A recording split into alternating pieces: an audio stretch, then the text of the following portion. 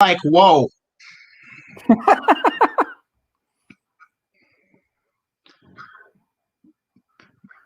Good evening, ladies and gentlemen. Welcome in. Welcome back. No, well, we really are live though. But hang on, let me I don't think Jack White will get too mad about me jacking his song. No pun intended, but I'm gonna start it over again. There's nobody watching the live stream anyway. Not yet. We do get a ton of watches on those though. On the live stream? Yeah. Not on the live stream, but the videos after. Can you I think you're just lying. So I can do this? Shut up.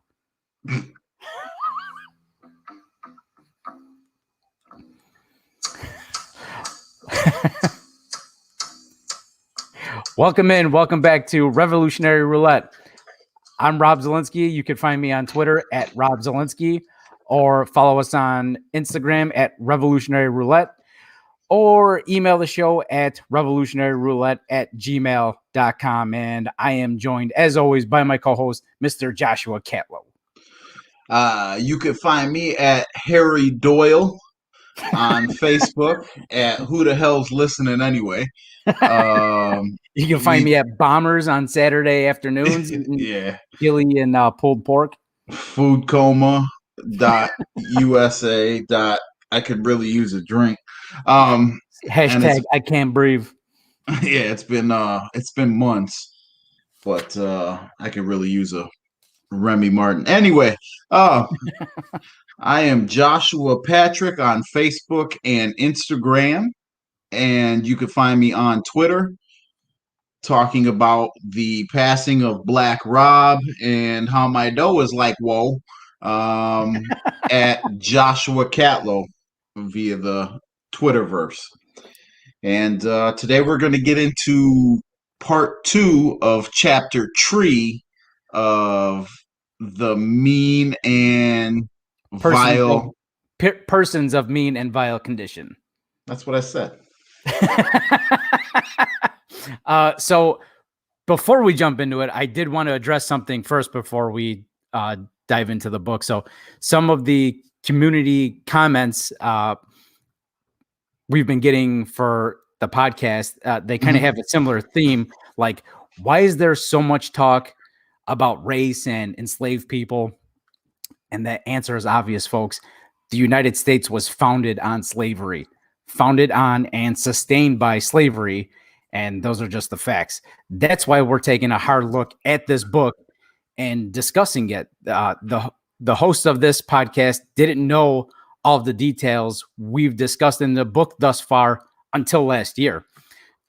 So it made us take a look in the mirror and find out why exactly that is. And we're trying to get more ears on this discussion, more eyes on the book, and just more empathy in your heart. God, I want to say something so Neanderthal. Don't do it. But we're trying to get eyes on the book. More importantly, we're trying to get more eyes to look in the mirror. And the comments, keep them coming. We love it. We're not going to, on certain things, we'll agree to disagree. Pandering towards the Black community has been accused for both of us. That's fine by me. If that's what you see as what we're doing, so be it. Considering this whole fucking country was probably built on the backs of them. Not probably, definitely. Along with indentured servants and just the genocide of Indians and taking their land. A lot of people were forced against their will to put in the efforts needed to make this great country Mhm. of ours. Um, and I'm not saying that because I'm not grateful for what I have, but what I am grateful for is the ability within the last 2 to 3 years I've came across to learn how to think for myself. Um, a man I admire so much, Eugene Young, was telling me about his college days, and he was a Davidson graduate. And he said that it wasn't so much about what he learned in college, but how he learned how to think for himself in college, Mhm. which I found such a profound statement in something so simple. And granted, when you're a month away from 40, you don't want to just now be learning how to think of for yourself, but Yeah. better late than never. Um, so if your view of our podcast is that we're pondering to Black folks, that's fine. Keep tuning in. Yeah. We'll piss you off even more. We're gonna piss off a lot of people, but I've there on the other hand, we've gotten good comments like, holy shit, I didn't know any of this stuff. This is why we're doing it. That's exactly why we're doing it, because I don't know much, and I like to be we're a house of learned doctors. We shit with the door open. We go on riverboat gambling trips. That's what we do. Also, when another thing that I need to address is when I laugh or giggle when talking about serious subjects, I laugh when I'm nervous and I laugh when I'm frustrated because, like we've said before, if we don't laugh, we'll cry. This was another hard chapter to get through for numerous reasons. It's just, it's draining. It's rough because people have been shitty to other people, actual humans, for a very long time, and it's just still going off. So let me cut you off real quick. Give me 10 seconds. We're gonna get to a point where we get past the beatings and the constant negativity. I mean, granted, it's been that way throughout history, right. But at the end of some of these things, there'll be positivity. As of right now, we haven't reached that point, but we'll get there. That's right. We haven't progressed much as a country, but there are some things that you can hang your hat on: white, black, American, Indian, whatever. And we will get there, but we're starting from the beginning. And we literally started at 1992. By the way, you were way fucking over your 10 seconds, sir. You're lucky I didn't mute your ass. I apologize. I thought you were going to say I'm way above my modulation, which no, you're good. Levels are good. Right. So last week we left off with only masters being able to participate in juries, which in a few instances acquitted a mistress who cut the toes off her servant and a master who raped two women servants. So, yay for justice. Yep. Go ahead.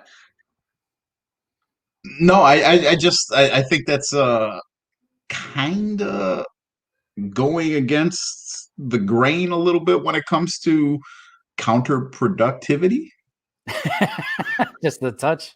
I think we need this person to help us survive. I'm gonna cut the fucking toes off. You done shot me in my pinky toe. But continue on, my friend. Of course, this eventually led to indentured servants wanting to organize rebellions, but it was difficult for a number of reasons. So in 1661 Virginia, Isaac Friend, dynamite name, by the way, Isaac Friend, a servant suggested to another servant that they tried to get about 40 other servants to rebel together with guns and march through the lands, killing anyone who stood in the way of their freedom. But because the land was so spread out, it was difficult to organize that number of servants as opposed to organizing successful uprisings like in the Barbados. It's just most likely to be logistically successful on a small island like that, other than say a wide open continent or on the mainland. Right. I think one of the you're probably going to get to this a little bit later in the section, but so I'll make it quick. One of the things that they, and by they I mean the overseers, had to do was constantly keep pressure on the whites, the blacks. By whites I mean indentured servants, the so-called middle class,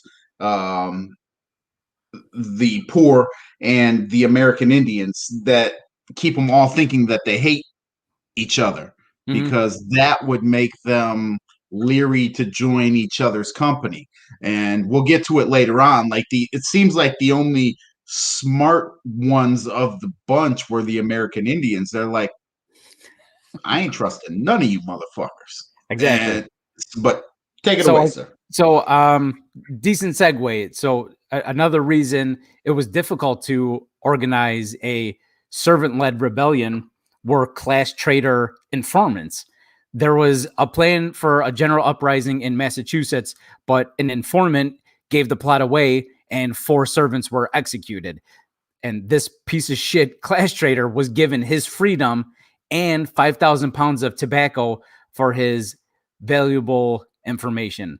I don't know what he did with that 5,000 pounds of tobacco. I mean, did he had a bonfire and just stood over it and breathed it in? I'm gonna try and catch me some cancer today. Right. Yeah. No, I mean, obviously tobacco was a pretty lucrative product. So he got his freedom and they paid him in tobacco, which, he's just going to have to flip himself. So, but let's be real here. There have always been class traders, just as there will always be race traders. You don't have to be white to be a white supremacist or uphold white supremacist systems. There are some BIPOC Americans who will do the bidding of white supremacists so long as they can secure the proverbial bag. So many people just have their price. That's exactly it. It's all about finances. It's all about what have you done for me lately? And it's all about staying in the upper echelon. We're going to get to this later in the episode, but the fucking fact that they have the nerve to even call out the fact that we're trying to build a middle class is some of the most hilarious shit I've ever read. And I don't read often. So not a reader at all. So even though there weren't many servant uprisings, the masters knew that the threat was real and they were fearful of it. So much so that there were more laws passed to discipline servants that rebelled. And in Virginia remained 2 companies of English soldiers. So let me find the quote here. And their presence was defended in a report to the Lords of Trade and Plantation, saying, Virginia is at present poor and more populous than ever. There is great apprehension of a rising among the servants, owing to their great necessities and want of clothes, and they may plunder the storehouses and ships. Motherfuckers just wanted some clothes. It wasn't much,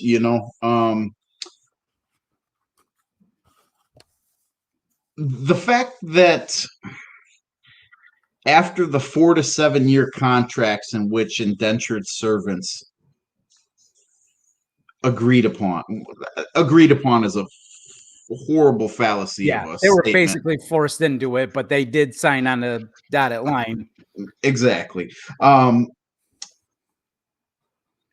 Even at the end of that, they were given corn, they were given tobacco, and they were given arms, firearms, Mhm. as to where the black folks that we continue to pander towards were there was no end in sight. You're stuck. This is it. This is the game that you're going to be in for the rest of your life. Mhm. So you put in your 4 to 7 years. It's like joining the military almost for the white indentured servants, Mhm. as to where the black people, it's like joining the United States, where you're constantly in this rut that keeps spinning over and over and over again. That's right. So in the 1650s, Maryland court records show a conspiracy of 12 servants to steal a boat and defend their freedom with weapons. The plot was thwarted and they were whipped, probably thwarted because of yet another class trading informant. So sometimes servants did go on strike. Mm-hmm. The servants cited being fed only beans and bread and were too weak to perform their tasks. And as punishment, the court ordered 30 lashes for going on strike. The fucking depravity, man. They weren't even striking because of the labor. They were striking because of the poor diet that just couldn't provide enough sustenance to perform the labor they contractually, quote unquote, agreed to. Right. So speaking out against the shit system doesn't get you basic human rights, such as enough calories to do your job. It gets you lashes that are ordered by the court, by the government. i.e. 2021. Yeah, we're still there. Yeah, we here. So similar to the situation of black slaves, it was easier for white servants to perform subtle forms of resistance or to escape, as opposed to organizing an uprising. Not that much easier. Strangers in town had to produce passports showing that they were free people. If not, the servants could be extradited back to their home state and their masters. And as Zinn states, these became the basis of the clause in the U.S. Constitution that persons held to service or labor in one state, escaping into another, shall be delivered up. And this bullshit was written in the fucking U.S. Constitution. And it started in the Virginia area, but eventually made its way all the way down the eastern seaboard to Georgia. And it's like, you mean to tell me all these colonies, there's not a decent motherfucker in this, the 13 of you that shit. Yeah, not a one. I mean, there were 8. I'll get to it. I'll get to it. I don't want to get ahead of myself here. So, again, just put yourself in the shoes of these servants. Just again, do an exercise. I know you don't exercise. This is just a mental exercise. The silver lining is that there are accounts of indentured servants who successfully escaped, obtained freedom, and became prosperous landowners and important people in their communities. So I know there's shitty people all up and down the 13 colonies, but there are some kind of sort of success stories. Exactly. They're few and far between, but when you do find them, you celebrate them, because it's almost as if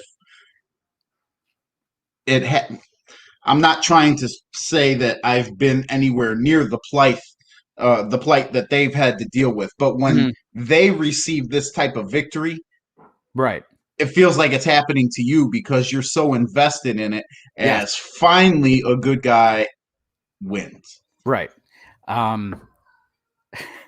Hopefully they just weren't racist pieces of shit that, just happened to, gain their freedom and and were able to live comfortably. But so the class lines solidified. There were 50 rich as fuck families in Virginia that thrived off of the free labor of black slaves and the cheap labor of white servants. And colossal piece of shit, John Locke, who is considered the philosophical father and of the founding fathers and of the American system, wrote it's called the Fundamental Constitutions, which set up a sort of aristocratic feudal system. Basically, 8 appointed barons would own 40% of the colony's land, and the governor must be one of those barons. Seems you might as well throw the word fair out of the window, because it doesn't matter. There's no such thing. That doesn't exist. But even if you were of that middle class that you speak of, you should be upset about what they're talking about in this particular instance. It's like, even if you're white, you should be, what the hell are they trying to do to us? Yeah. But so I digress.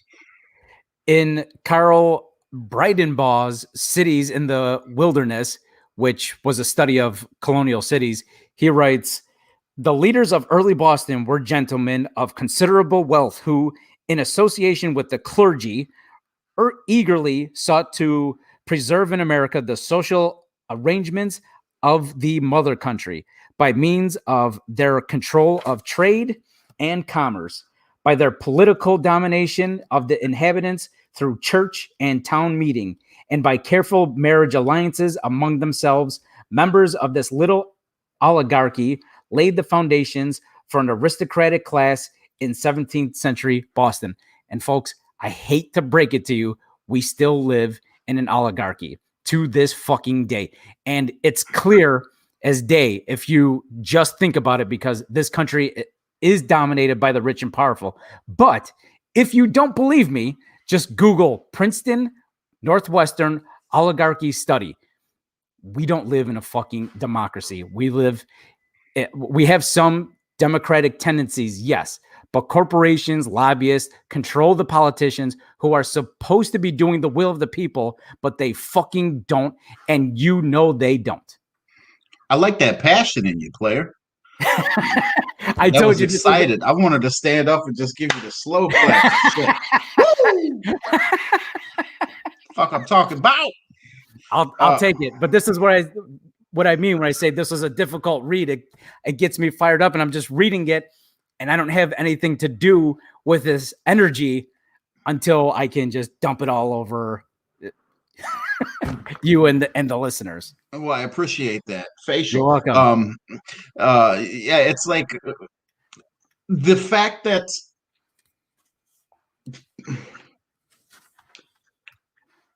this is going to sound like a negative comment to me, to you, to our listeners, or to our listener.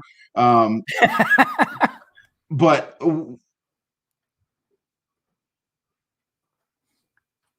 the fact is that if we can't read between the lines and see this and see how we're still being controlled by the corporate elite and the 1%, there's some extreme negligence in ourselves by the way we look at things. You said democratic tendencies. Mm-hmm. That's generous. Yeah. And the fact is that when we become more aware, I've done a lot of speaking lately about starting politics from the ground up is where you make fundamental and systemic change at the local level of government. I preach that even though I'm not 100% sure that even matters. Right. And that's a goddamn shame. Yes. But that's where you have to start, because if you wait every 4 years for a presidential election, you're definitely not getting anything done. So, Right.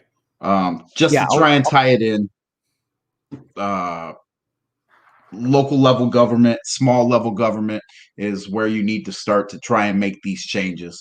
Otherwise, the 1% is constantly going to be controlling everything.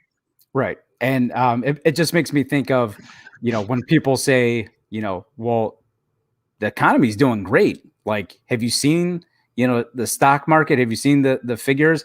And it's like, well, the top 1% owns like 70% of those stocks. And the other thing is like, yeah, it's doing well. How much fucking stock do you own? Like, take a look at your bank account. Is this system working for you or not? Or is it working for that 1% that owns 70% of the stock market? So we digress. The colonies would hold town meetings and had the veneer of democracy, but really they were dominated by the fucking white elites who secured the top political positions with their wealth and did whatever the fuck they wanted. Per usual. So now we have this clear-cut system, and the number of poverty-stricken people grew, obviously.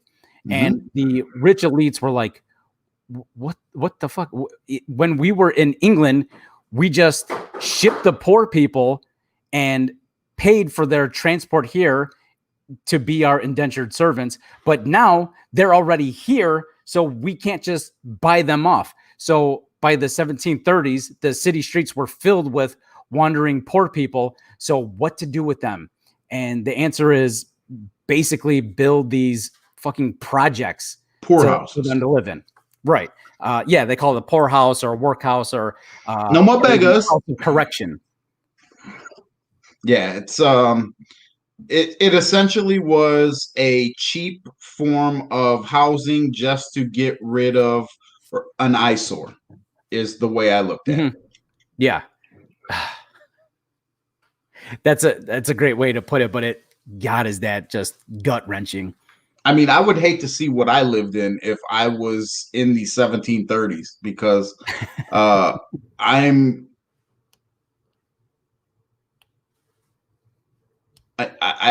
live in an eyesore, and I pay a lot of money for it. So right, yeah, but I think that's part of the class struggle, right? But I mean, if we're talking 1730s, you might be one of the oligarchs. So one of the Olive Gardens. Anyway, black slave population grew, the population in the cities grew, and the pockets of the wealthy few grew. There were bread riots. And in one instance in Boston, when the militia was called to put down the riot, this hurt. They didn't respond, and the governor bolted like a little bitch. So, and this should be happening in almost every riot or uprising, if you're on the right side of history, that is. Not including January 6th insurrection. Cool.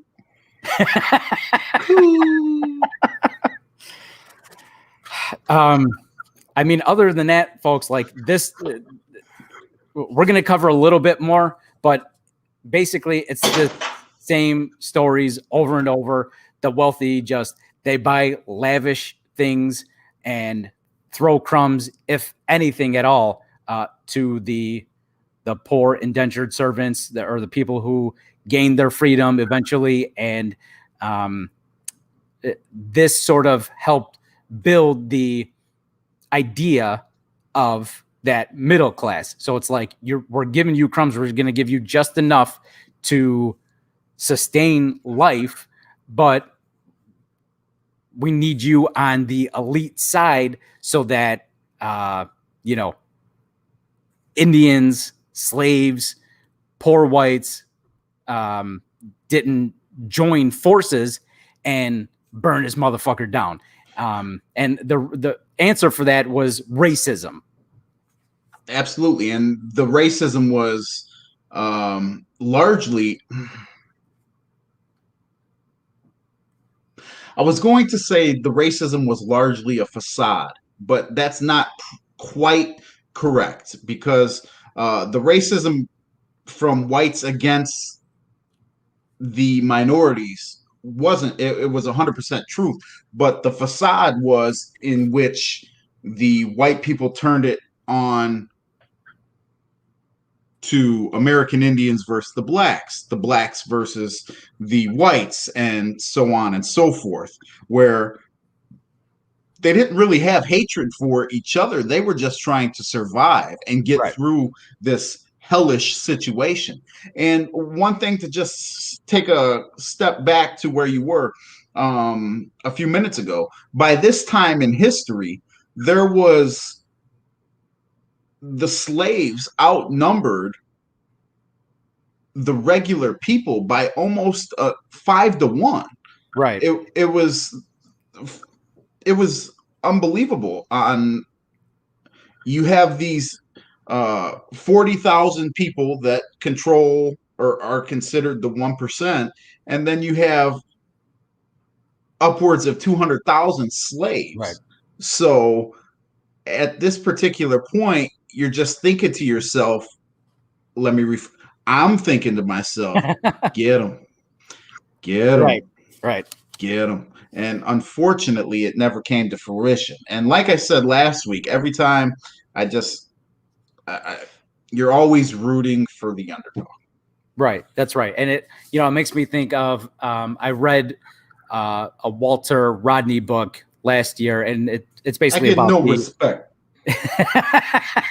It's about the Russian Revolution, and it comes to a point where the what do they call them? Like basically the indentured servants. It was a feudal system where they're having this uprising, and the sort of what's the word I'm trying like the royal crown people, the soldiers are like protecting the hierarchy, and they're like the workers and the farmers, they're like, guys, what are you doing? Like, you're same team, man, same team. And and eventually those soldiers kind of broke rank with the monarchy and actually joined in the revolution. And that's where once the workers kind of got that backing, that's when the Bolsheviks went in and murdered the Romanovs, who were they were the crown. I got to do some more research on that, because that does sound interesting. It sounds hellish along the same lines of what we're dealing with in the United States as well. But it's educational to know that we're not the only country, obviously, who has dealt with this. It's discrimination has been around as long as cavemen, so it's not a surprise. But so let's say I'm just going to read quickly from the book. Zim puts it pretty nicely. Bacon's Rebellion, which we discussed last week, was instructive. To conciliate a diminishing Indian population at the expense of infuriating a coalition of white frontiersmen was very risky. Better to make war on the Indian, gain the support of the white, divert possible class conflict by turning poor whites against Indians for the security of the elite. So just another example of racism being the answer to basically all problems for the elite at this point. Right. More proof in the pudding that they were just trying to put each other, everyone against each other for the greater good of the class wealth. There's other parts of the book that I'm reading, and it says like sexual attraction was powerful between the different races. So I can't stand the word pure. So they're like, we need to keep the race, the white pure. race And I'm just pure. like, I never want to hear the fucking word pure again. In this context, it is the most disgusting fucking thing I've ever heard. You know, it may be a little bit easier for somebody like myself who's Latino, you know, my family's Latinx, to say that, because by now our fucking, you know, according to these white elites, our bloodline is no longer pure because soy Mexicano. Did somebody say horchata? But horchata way. But yeah, it's so. Not only was it they would ban. Well, first and foremost, the human race is just as sexual beings. That's a little bit off topic because they don't delve into this into the book. But just to give a little synopsis or background of it, the human race is sexual beings. So when you're around certain people day in, day out, you're going to naturally have these feelings build up because what did we say last week? One of the things that they did was keep you away from your families. That's how they kind of mind fucked you into staying to work. Well, if you ever want to see your family again, you better get to shucking this corn or rolling these fucking Winston, whatever the fuck. You know, but so you see these people on a daily basis. So it's natural that in certain instances, attractions grow. And sex being just a natural everyday instinct for the human race, there was cross race or interracial dating, sex, births. And when you alluded to keeping the white pure, they would never claim the interracial babies. They would keep them to the black or the American Indian, so that they can not have that shame brought upon the white race, which is hysterical when you look back on it now. It should have been hysterical back then to anybody who was paying attention. But it's just, pure is a word that doesn't do anything very much justice. And when you were speaking about 3 minutes ago about the Boston, why is it that Boston and priests and it's like Spotlight 2, 1730. Have you seen the movie Spotlight? I have not.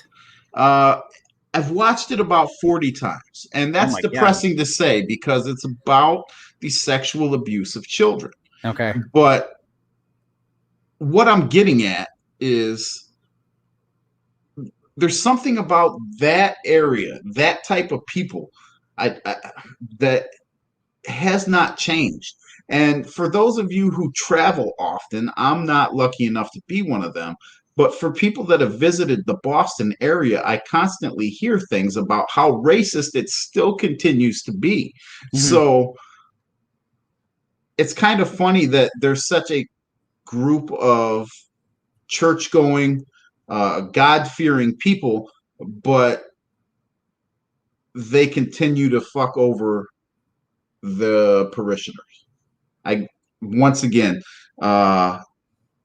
not putting myself on a high horse or a soapbox against religion, but in this particular case, they use it again as a weapon instead of a service to men. Right. And the first people who came over there from England, they were called Puritans. Right. Just another, and I thought I was gonna make some kind of silly joke like the only time white and pure should be in the same sentence when you're talking about yayo. Like nice. See, my dope is like, whoa. Shout out to Black Rock. The rest in peace. So there's more talk about just having the elites try to have the different races turn against each other and just drive this wedge between them so that it's kind of a divide and conquer thing where they're just fighting amongst each other, fighting for the crumbs when they should just be, what I mentioned last week or a couple weeks ago, punch up, stop punching down or laterally. It's a systemic racism. It's with the Boston thing, I think it's just generational racism that just does not get stopped with any particular person. So you just need that, you need it to snowball and try to get this anti-racist train really moving and pick up some steam because we're fighting amongst ourselves for these crumbs when we should just be fighting against the elites to pay their fair share of taxes. And I mean, there were fucking rich tax dodgers back in this day too, in the 1700s. Like literally, I mean, this shit has been going on for hundreds of fucking years and nothing has changed. It's been Smalls forever. You know what I mean? It's like, so when you talk about, I lost my train of thought. So go ahead. I mean, basically, there was this middle class society, but again, it was governed by the upper class. So it's just the same sort of story over and over. I'm gonna just Zin usually wrap it. What? When you finally sit back and think about it,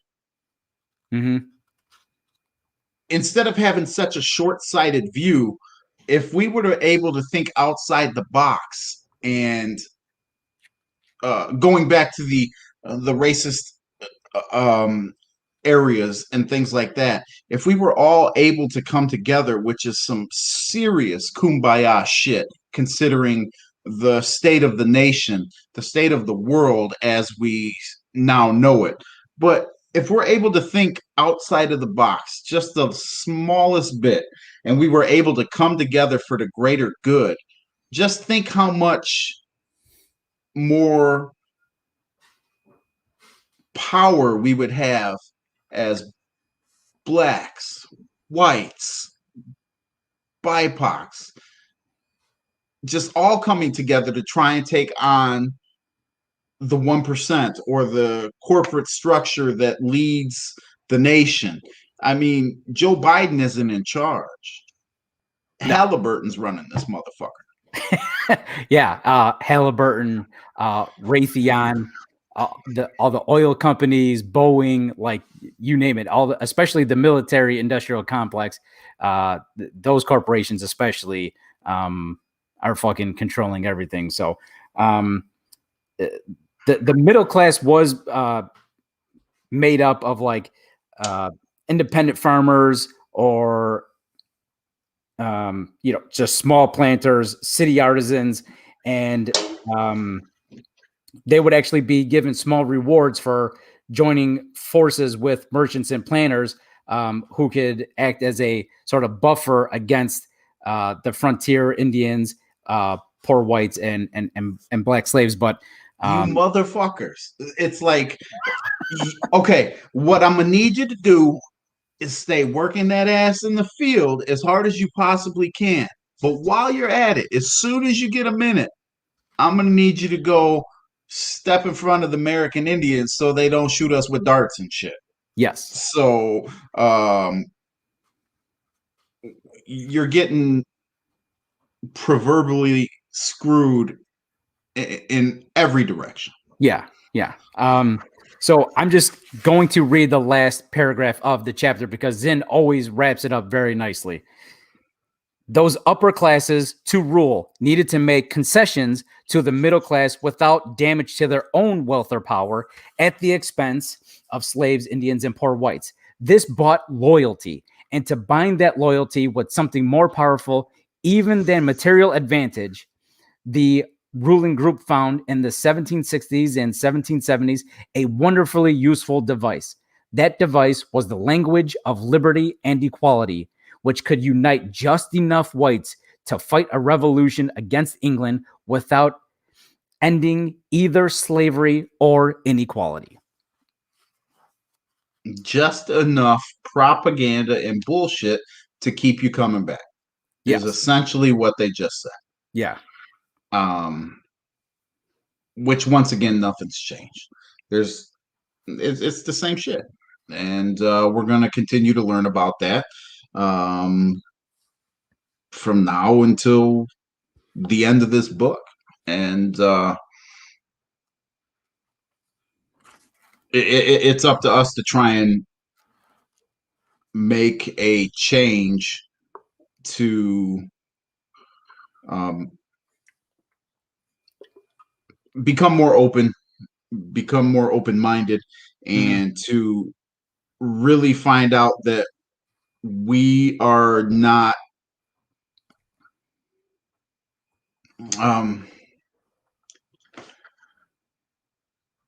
we are not the enemies of each other, but the real enemy is that of the state. And it's easier said than done, considering the race relations going on in the world today with Chauvin and Dante Wright and the young man A.T. I'm forgetting his full name. I'm just remembering his initials. I apologize. Adam Toledo. Thank you, sir. But with race relations being the way they are and whatnot, it's a much larger task than anybody could ever imagine. But we got a lot of work cut out. But yeah, we definitely have our work cut out for us. So we'll basically wrap it up there. I have a question for you because it's bugging me. I cannot think of who is the comedian. He's one of my favorites, and I'm just having like a complete brain burp right now. Okay. He's the one famous for the 7 dirty words you can't say on radio or television. Oh, George Carlin. George Carlin. I kept wanting to call him Carl something, and yeah, Carl's in charge. So I'm going to invite everybody to watch this 10-minute clip of George Carlin. It's on YouTube. Just search "Life is Worth Losing, Dumb Americans." And he basically is saying some of the same things that we're saying about the elites and politicians not giving a fuck about the rank and file Americans. The famous quote from this clip is,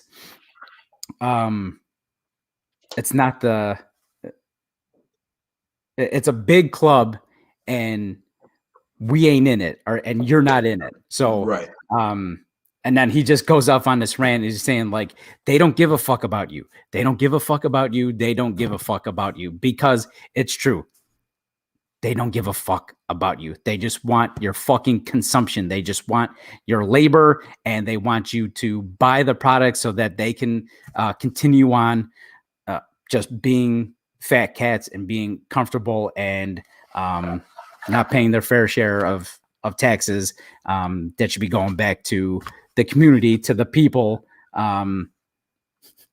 It doesn't make any fucking sense. Like if you put some money back into the community and people have a little extra spending money, like I know, like, UBI is kind of a sort of neoliberal, policy. But if you give struggling people cash, they're going to spend it at your corporations, at your stores. So what, like, the economy is better when money moves and when it moves faster. When it stays in one person's fucking bank account, that doesn't help the economy. So if you actually give people more money to spend, you're getting that money back, and it's moving back and forth. So why the hoarding,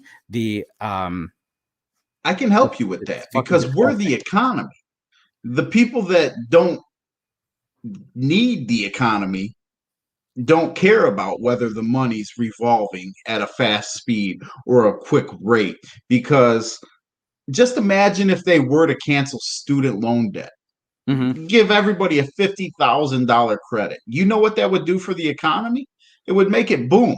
But guess what? The people that are at the top don't give a fuck. That 50,000 credit for however many people with student loans, or whatever the preface is that they set in that cancellation of debt. I mean, granted, they'll see a bump, but it's not to the point. We spoke about this a couple weeks ago. What's the difference between 525 million and 900 million? There's not too much you can do or can't do with that type of dough. So granted, I don't think they really give a fuck about the economy, because their economy is already set in stone. And it's definitely lopsided, as we learned at the beginning of the pandemic last year, when the economy was crashing, and the Fed was just pumping trillions of dollars. It was like literally like $1 trillion a day just to keep it afloat. And again, because only top 1% of the 1% owns the fucking own stock, it's all going into their portfolios, nobody fucking else's. So it's like those numbers are fucking arbitrary for everyday working people. Again, how many fucking stocks you have? There's plenty of middle class people like myself who have a 401k, but I'm not fucking looking at it. That's just like a retirement thing. There's other people who do like playing on fucking Robinhood and things of that sort, but it's just like play. They're not actually, I don't think too many people are actually going to get rich off of it or be more comfortable because of it. My last thought before you do your thing is along the line of comedic, to laugh from, keep from crying. George Carlin, Richard Pryor, William Burr, Bill Hicks. These are all brilliant, revered men in the comedic industry. Okay. And they are all and were political advocates to let you know that things need to change from day one. Like, it's written into their material, and they do it in a humorous way. But once again, that's to soften the blow of how much you're actually getting taken advantage of. Right. So when it comes to comics and their material, pay attention, because there's a lot of truth that's said in jest. And George Carlin was one of them fearless leaders who spoke the truth that not everybody wanted to hear, but was 100% spot on. Yes. So encouraged people to listen to the clip, which if you can rename it at the end, again, that would be great. I'm going to double and triple down on that because the man was brilliant. But that's all I got for you. So next week, we will be starting chapter 4, which is Tyranny is Tyranny. So more good stuff on the way, folks. Again, that clip of George Carlin on YouTube, it's called Life is Worth Losing dash Dumb Americans. It's great. It's only 11 minutes long. It's so funny, so poignant, and still so relevant today. That's all I got. I'll close out with, we appreciate the one live streamer who's on right now. There's actually somebody watching. Yeah. And hello. We're getting double-digit listens on our podcast episodes every week. So that's pretty amazing. When we were doing the fantasy football stuff, I think we maybe got 2 or 3 a week if we were lucky. So back in our SoundCloud days. We appreciate you guys greatly for sticking with it, because this is tough material to listen to. Rob, I know most of these viewers and listeners are your to sound political, your contingent, but my constituents. Yeah, your constituent contingents. Excuse me. It's been a long day, and like I said, I could use a drink. It's been 3 months or so. Give me a break. Give me a break. Thank you to your family members that listen. Your sister, her better half, I believe you said, Monday Night Mike, all those guys. Thank you so much. Thank you. Nicole, Adam, Dave. I think that's about all I get from my end of it.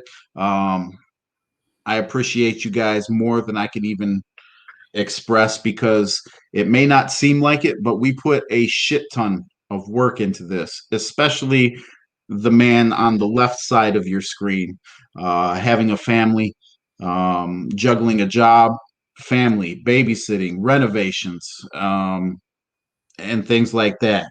And I'm just a fat prick with an opinion. So you're much more than that, sir. We appreciate you guys. Is what I'm going to end on, and thank you so much for your time, and thank you again. Yeah, thank you for the time and support. So again, next week, Tyranny is Tyranny, and we'll be back on YouTube and Twitch live. So check us out. Sign up on Twitch. If you haven't checked it out, it's a great platform. It's also a super easy way to donate to the show. You give some of Bezo bucks to the actual people. You have to link your Amazon Prime account to Twitch and then just do a subscription. So go ahead and check that out. So for Josh, I'm Rob. This has been part 2 of chapter 3 of Revolutionary Roulette. And we'll see you guys next time.